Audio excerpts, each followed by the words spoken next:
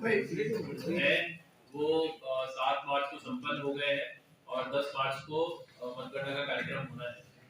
उससे संबंधित सभी प्रकार की तैयारियां हमारे जनपद में पूरी तरह कर ली गई हैं। जो हमारा मतगणना स्थल है, आप सभी अवगत हैं कि जो हमारा तहसील सदर है उसकी जो मंडी है वो हमारा मतगणना स्थल है, जहाँ पे हमारी जो 5 विधानसभाएं हैं उनके स्ट्रॉन्ग रूम बनाए गए हैं। स्ट्रॉन्ग रूम में हमारे सभी ईवीएम को रखा गया था और उससे संबंधित प्रोटोकॉल के साथ में अभी तक वहाँ पे सारी व्यवस्थाएं दुरुस्त की गई। अब चूंकि मतगणना परसों है, तो जो हमारा मतगणना स्थल होता है और जो उसके लिए हमारा पूरा व्यवस्थाएं होती है, वो सारी व्यवस्थाएं भी वहाँ कंप्लीट कर ली गई हैं। इसका इंस्पेक्शन एक लगभग आज से 5 दिन पूर्व मैंने किया था और आज फिर हम एक बार फिर से पुनः इंस्पेक्शन के लिए जाएंगे। आज हमारे सभी विधानसभाओं में सभी आरओ भी अपने अपने काउंटिंग स्थल पर है और आज हमारा उसका ट्रायल रन वहाँ पर चल रहा है। जो मूलभूत बातें हैं उससे बताने के लिए हमने आज आपकी एक प्रेस कॉन्फ्रेंस बुलाई है। मूल रूप से अभी आपसे जस्ट पहले जितने हमारी पॉलिटिकल पार्टीज हैं, सभी लोगों को यहाँ आमंत्रित किया गया था। उनको मतगणना की पूरी औपचारिकताओं के बारे में, व्यवस्थाओं के बारे में ब्रीफ किया गया है और उसी लाइन पे हमने आप लोगों को यहाँ पे आमंत्रित किया है। सबसे पहले तो जितने जो हमारे काउंटिंग एजेंट होंगे उसके लिए जो प्रपत्र है वो प्रपत्र सारी पोलिंग पार्टीज को, सारे पॉलिटिकल पार्टीज को और उम्मीदवारों को दे दिया गया था और उनको सर में भरने के लिए हमारे सभी आरओ ऑलरेडी उनसे कोऑर्डिनेट कर रहे हैं। जो इसमें हमने आयोग के निर्देश हैं उसके अकॉर्डिंग सभी लोगों को ब्रीफ किया है। कोई भी काउंटिंग एजेंट है 18 वर्ष से कम का नहीं होगा, आपराधिक छवि का नहीं होगा। कोई भी जो शासकीय सुरक्षा किसी को अगर प्राप्त है तो उनकी धनराशि तो वो इसमें अनुमति नहीं होती है उसमें एजेंट करने की। सरकारी कर्मचारी या अधिकारी कोई पोलिंग काउंटिंग एजेंट नहीं बन सकते हैं। इसके अतिरिक्त हमारी प्रत्येक विधानसभा में जो 14 टेबल हमने जो आयोग के निर्देश है उसके अंतर्गत हमने 14 टेबल अपने यहाँ पे लगाई है और उसके साथ साथ पोस्टल बैलेट के लिए और ईटीपीवीएस के लिए और वीवीपैट के लिए जो 5 वीवीपैट के लास्ट में काउंटिंग होती है, तो उसके लिए भी हमने व्यवस्थाएं वहाँ पे की है। वीडियोग्राफी की टीम हमारी वहाँ पर रहेगी, सीसीटीवी कैमरास भी लगाए गए हैं। तो ये सारी व्यवस्थाएं ऑलरेडी दुरुस्त की गई है। हमारे सभी जो प्रेक्षक महोदय हैं वो भी आज अपने जनपद में यहाँ पहुँच रहे हैं। काउंटिंग जो शुरू होगी प्रातः 7 बजे तक सब लोगों को मतगणना स्थल पर पहुंचना अनिवार्य किया गया है। जितने भी हमारी जो काउंटिंग की टीम्स होंगी वो भी ससमय वहाँ पे पहुंचेंगे और इसके साथ साथ जो पॉलिटिकल पार्टीज की तरफ से काउंटिंग एजेंट होंगे वो भी समय पर वहाँ पर पहुंचेंगे। 8 बजे से हम लोग अपना जो पोस्टल बैलेट की काउंटिंग है उसकी शुरुआत कर देंगे और 8:30 बजे से ईवीएम का हमारी काउंटिंग शुरू हो जाएगी। फर्स्ट राउंड 8:30 बजे से उसमें शुरू हो जाता है। पोस्टल बैलेट की गणना भी हमारे साथ चलती रहती है, ईवीएम की भी काउंटिंग हमारी साथ में चल रही होती है। वीवीपैट मशीनों में 5 वीवीपैट मशीनों को लास्ट में जो रैंडम तरीके से प्रत्याशी बताते हैं उसके बेसिस पे हम लोग मिलान कराते हैं कि ईवीएम में जिस प्रत्याशी को जितने वोट दिखाए गए हैं तो उतने ही उसमें पर्चियां भी होनी चाहिए। उसके बारे में भी सारे जो हमारे कैंडिडेट्स हैं सबको ब्रीफ कर दिया गया है। लॉ एंड ऑर्डर से रिलेटेड भी जो हमारी पीस कमिटीज है उनकी बैठक ऑलरेडी सभी थाना स्तर पे, तहसील स्तर पे कर ली गई है।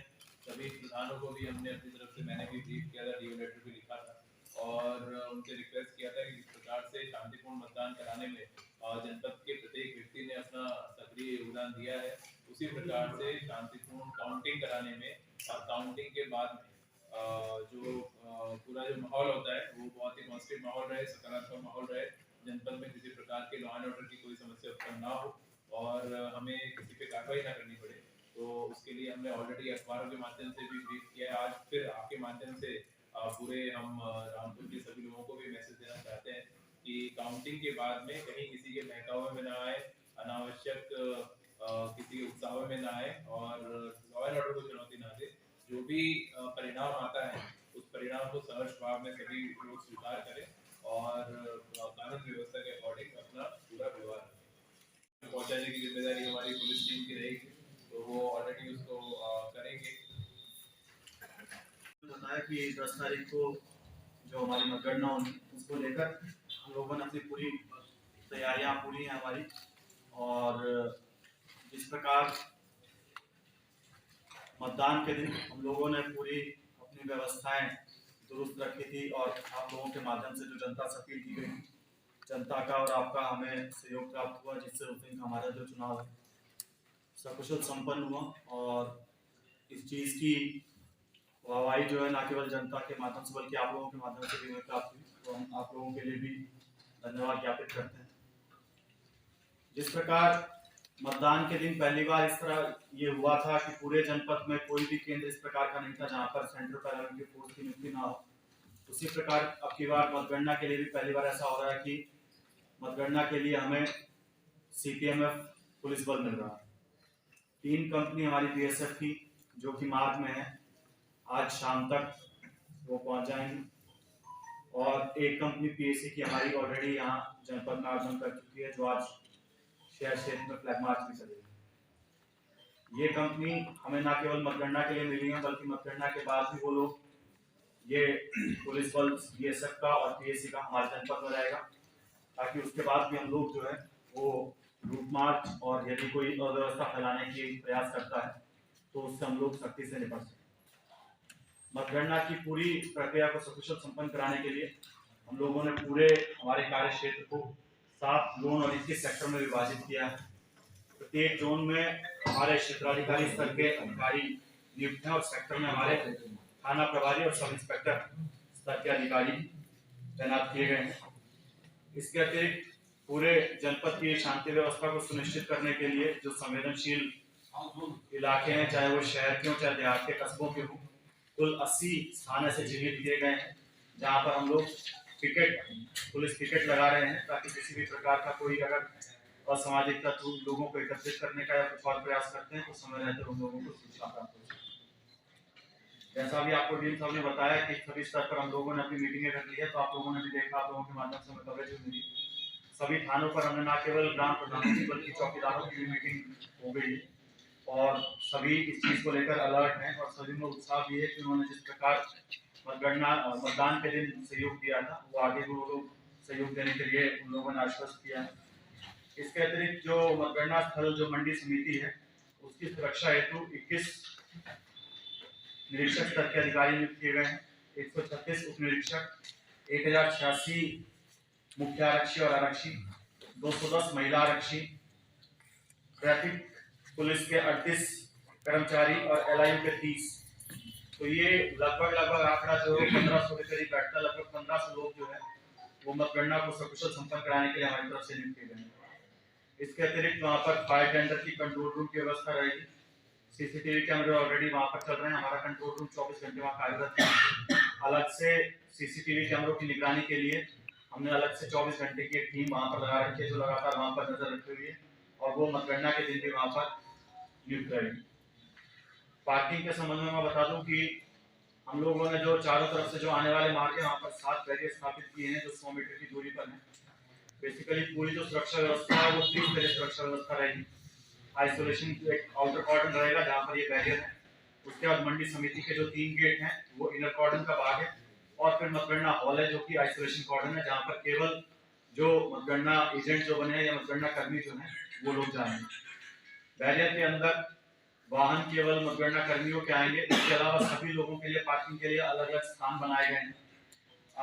आप लोगों के माध्यम से मैं इस चीज का प्रचार करना चाहूंगा कि जितने हमारे मीडिया कर्मियों को पास जारी किए गए उन सभी के लिए पार्किंग जो है वो मंडी समिति की जो पुलिस चौकी होती है उसके पीछे उसकी व्यवस्था की गई। इसके अलावा जो पुलिस लाइन की ओर से जो प्रत्याशी या फिर उनके एजेंट आएंगे उनके लिए क्रोकोडाइल चौराहे पर व्यवस्था की गई है। जो स्वार की तरफ से आएंगे उनके लिए भुज्जी की मडैया, वहाँ पर एक किसी शराब का ठेका उसके पास खाली स्थान है, वहाँ पे व्यवस्था की गई है। जो हम सफर चौक इस तरफ से जो आएंगे राइट तरफ से उनकी हम सफर चौक जो मतगणना में लगे हैं या फिर सुरक्षा व्यवस्था में लगे हैं उन लोगों की एंट्री रहेगी। गेट नंबर 2 से हमारे कोई भी चीज कोई प्रत्याशी एजेंट जो है वो अंदर नहीं लेके जा पाएगा। जैसा भी बताया कि अगर उन्हें सुरक्षा भी प्राप्त है तो सुरक्षा भी मतगणना मंडी समिति के अंदर नहीं जाएगी। इस बात के लिए अभी पूर्व में सभी प्रत्याशियों को लिखित माध्यम से और मौखिक रूप से अवगत करा दिया गया है कि उन्होंने जो भी एजेंट बनाए हैं वो किसी प्रकार के असामाजिक तत्व ना हो या फिर जो वाद विवादित व्यक्ति हो या फिर जिन पर आपराधिक मुकदमे दर्ज हो। यदि कोई ऐसा व्यक्ति उन लोगों ने चिन्हित किया तो उसको हम लोग जो है खारिज करके उसको इसकी जगह में किसी और को तलाश करना होगा। इसके अतिरिक्त पूरे मंडी समिति जो है वो उसमें हम लोगों की साझा वस्तुओं में भी ड्यूटी रहेगी, जो कैमरा लेकर लगातार निगरानी करती रहेगी और ड्रोन के माध्यम से भी हमारी टीम जो है वो पूरी मंडी समिति की निगरानी में मतगणना की शुरुआत से लेकर उसके अंत तक लगातार हमारी टीम जो है वो वहां पर कार्यरत रहेगी। तो मुझे पूरी उम्मीद है कि हम लोगों ने ये जो व्यवस्था की है